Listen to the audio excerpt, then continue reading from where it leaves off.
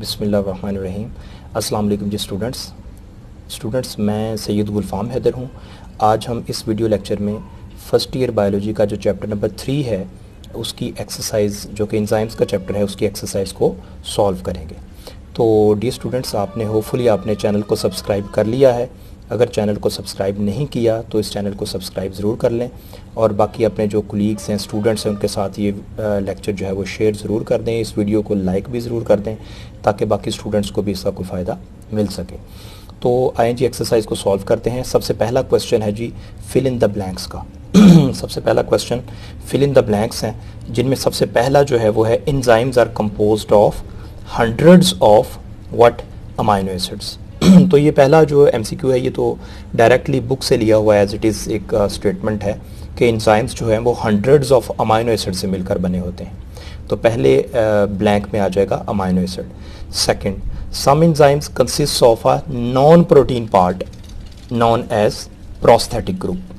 कुछ एंजाइम्स जो होते हैं उनमें नॉन प्रोटीन पार्ट भी रिक्वायर्ड होता है, जिसको आप क्या कहते हो, प्रोस्थेटिक ग्रुप। हर जो आंसर है वो हर आंसर मैंने जो है इस साइड पे उसका ब्लैंक जो है वो यहाँ पे इंफॉर्मेशन दी हुई है। तो सेकंड में आ जाएगा जी some enzyme consist of a non protein part known as cofactor. Okay जी। Third, many enzymes require non protein components called cofactors for their proper functions. Many enzymes, बहुत ज़्यादा एंजाइम्स जो होते हैं उनको नॉन प्रोटीन पार्ट भी चाहिए होता है अपने रिएक्शन के लिए, अपने प्रॉपर वर्किंग के लिए, और वो जो नॉन प्रोटीन पार्ट है उसको क्या कहते हैं, कोफैक्टर। तो ये थर्ड में भी क्या ब्लैंक में आएगा, थर्ड ब्लैंक में कोफैक्टर। फोर्थ वन, चौथा देखते हैं जी, enzymes are highly dash in nature. Enzymes are highly blank in nature, तो इस ब्लैंक में आ जाएगा enzymes are highly specific in nature, ये स्पेसिफिक आएगा चौथे में। पांचवें ब्लैंक को देखते हैं जी, फिफ्थ ब्लैंक में लिखा हुआ enzymes which carry out the synthesis of dash are integral part of ribosomes. तो पांचवें का आएगा ब्लैंक आएगा जी, ब्लैंक में आएगा proteins. Enzymes which carry out synthesis of proteins are integral parts of ribosomes. वो एंजाइम्स जो कि प्रोटीन को सिंथेसाइज करते हैं वो किसमें पाए जाते हैं, राइबोसोम्स के अंदर पाए जाते हैं। ये एक किस्म का समझ लें एंजाइम की जो प्रोटीन्स हैं और एंजाइम्स की जो लोकेशन है उसके बारे में बताया कि वो एंजाइम जो प्रोटीन को तैयार करवाने में हेल्प करेंगे वो कहाँ पे होंगे, वो राइबोसोम्स के अंदर होते हैं। तो डियर स्टूडेंट्स, ये पहला क्वेश्चन जो कि ब्लैंक्स का क्वेश्चन था वो कंप्लीट हो गया जी। लेकिन स्टूडेंट, तो जो सेकंड क्वेश्चन है वो है जी ट्रू फॉल्स स्टेटमेंट्स हैं।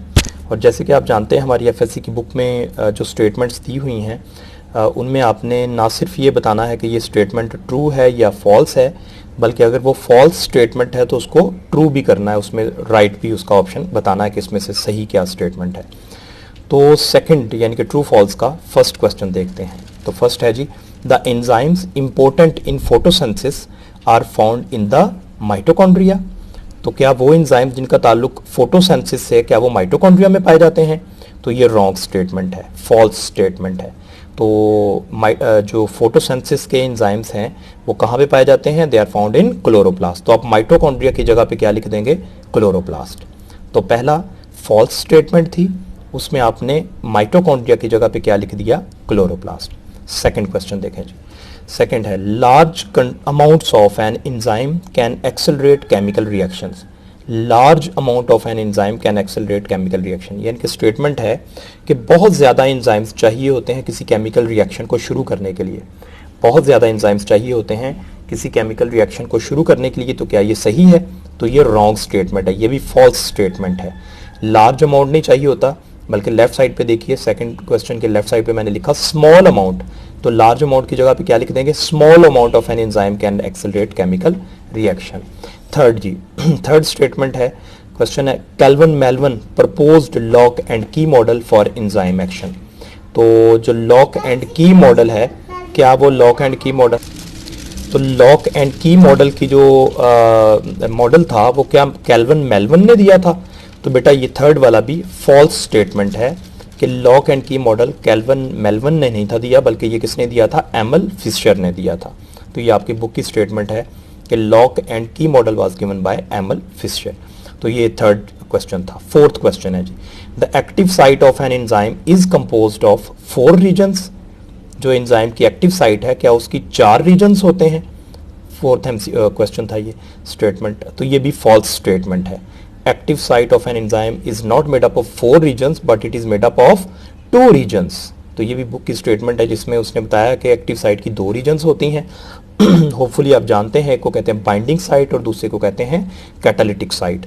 तो ये 2 रीजन्स, 4 रीजन्स को आप करेंगे, क्रॉस करेंगे और उसकी जगह आप लिख देंगे 2 रीजन्स। तो ये भी जो फोर्थ वन है ये भी फॉल्स स्टेटमेंट था। पांचवा आखिरी, structure of an enzyme has no specific importance. क्या एंजाइम के स्ट्रक्चर की कोई खास इंपॉर्टेंस नहीं होती? तो अंडरस्टूड सी बात है, ये फॉल्स स्टेटमेंट है। ये भी structure of enzyme has specific importance, इसमें जो नो है उसको क्रॉस कर देंगे, ये भी फॉल्स स्टेटमेंट थी। तो ये जो क्वेश्चन था, क्वेश्चन नंबर 2, ये बेसिकली ट्रू फॉल्स था, जिसमें आपने हर क्वेश्चन का ट्रू और फॉल्स बताना है और फिर अगर फॉल्स है तो उसको ट्रू करके लिखना है, और हमने उस सब को नोट कर लिया है। होपफुली ये लेफ्ट साइड पे बच्चों सबके मैंने आंसर लिख दिए हैं, करेक्ट आंसर उसके साइड पे लिख दिए हैं कि कौन सी स्टेटमेंट ट्रू है, कौन सी स्टेटमेंट फॉल्स है जी। क्वेश्चन नंबर 3, तो बच्चों जो क्वेश्चन नंबर 3 है वो है जी हमारे पास MCQs।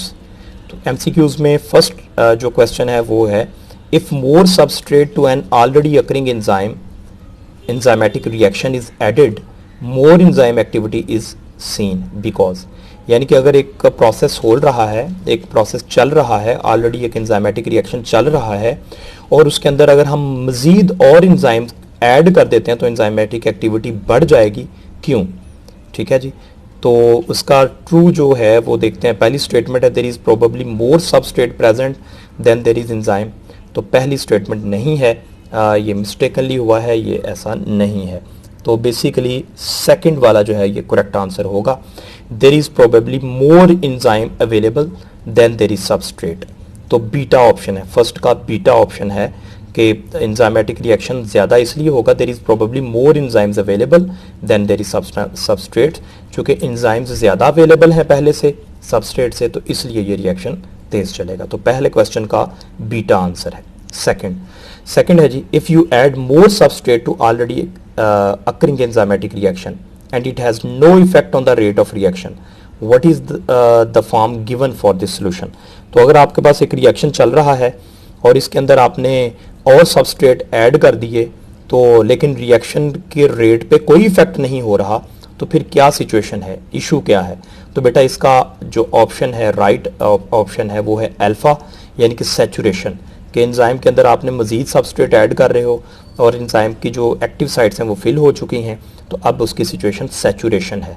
तो सेकंड का अल्फा ऑप्शन है, सेकंड का अल्फा ऑप्शन है। तो ये हो गया जी।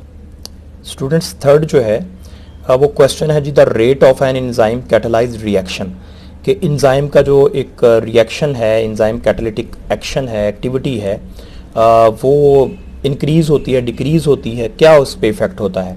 Rate of an enzyme catalysed reaction क्या होता है, इसके ऑप्शन देखते हैं। Is constant under all conditions, तो ये तो गलत है, हर तरह की कंडीशन में एंजाइमेटिक रिएक्शन कांस्टेंट नहीं रहते। सेकंड है decrease as substrate concentration increase, तो ये भी सही नहीं है। थर्ड है कैन नॉट बी मेजर्ड, तो ये भी गलत है, एंजाइम का जो रेट ऑफ रिएक्शन होता है उसको मेजर किया जा सकता है। लास्ट डी डेल्टा ऑप्शन है can be reduced by inhibitors, तो ये असल में इसके ऊपर लगेगा, सही ऑप्शन है कि rate of an enzyme catalysed reaction, enzyme के कैटालिटिक एक्शन को रिड्यूस किया जा सकता है एक इनहिबिटर के ज़रिए। अगर आप इनहिबिटर ऐड कर दें तो एंजाइम का एक्शन रिड्यूस हो जाएगा। तो तीसरे का डेल्टा ऑप्शन है जी। फोर्थ वन देखें जी, फोर्थ पॉइंट है, क्वेश्चन है हमारे पास, active site of an enzyme, एक एंजाइम की जो एक्टिव साइट है वो क्या होती है? तो करेक्ट ऑप्शन देखते हैं अल्फा, नेवर चेंजेस। तो एक्टिव साइट तो चेंज हो सकती है, अगर आप थोड़ा सा कोई टेम्परेचर चेंज कर देते हैं तो एक्टिव साइट जो है वो चेंज हो सकती है। तो पहला ऑप्शन सही नहीं है। Second beta, it forms no chemical bond with a substrate, तो ये भी नहीं है, केमिकल बॉन्ड बना सकता है।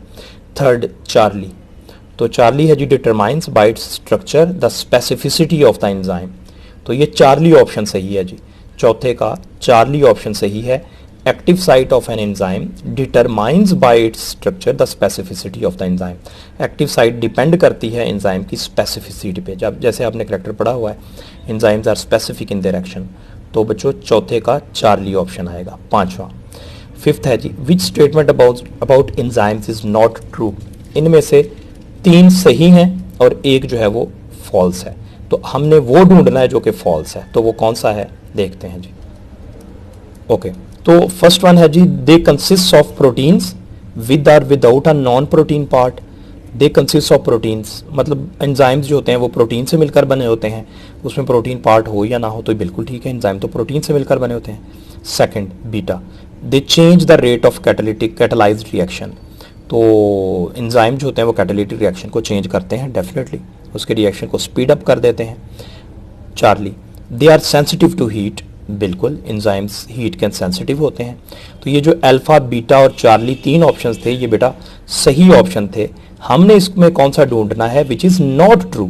तो डेल्टा ऑप्शन जो है वो नॉट ट्रू है। डेल्टा ऑप्शन में क्या उसने कहा है, they are non specific in their action, non specific in their action. तो ये वाला जी स्टूडेंट्स, अगर इस एक्सरसाइज से रिलेटेड किसी किस्म का क्वेश्चन है बेटा तो वो आप कमेंट्स बॉक्स में लिख दें, मैं उसका आंसर आपको इंशाल्लाह दूंगा। इस वीडियो को लाइक ज़रूर कर दीजिएगा और दूसरे स्टूडेंट्स के साथ इसको शेयर भी करें ताकि सबको इसका फ़ायदा मिल सके। शुक्रिया। लाइक करें, सब्सक्राइब करें